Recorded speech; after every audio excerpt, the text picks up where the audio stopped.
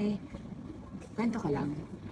Yung mga sa na-experience ko recently, may naalala kong isang instance nung nasa Pilipinas pa ako after akong mag-graduate ng college. May isang malaking company na tumawag sa akin for an interview. So pumunta ako. Pagdating ko dun sa venue, we were like 12 candidates. So after assessments, exams, ang natira, 3 kami.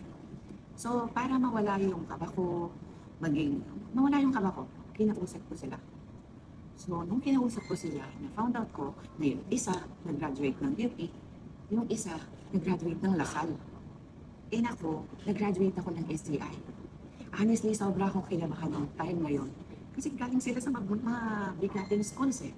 Ako, nakagraduate ako sa STI College, Cubao. So sabi ko, kaya ko ba to?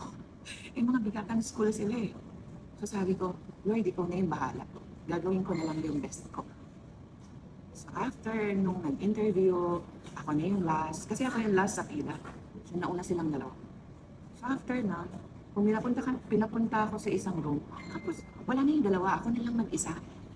Ako yung nakapasa dun sa interview. So anong lesson dun? Wag na wag mong i-underestimate ang sarili mo dahil lang sa pinanggalingan ng school, sa kung mababa man yung profesyon mo na meron ka ngayon, or sa anong level ng buhay na meron ka.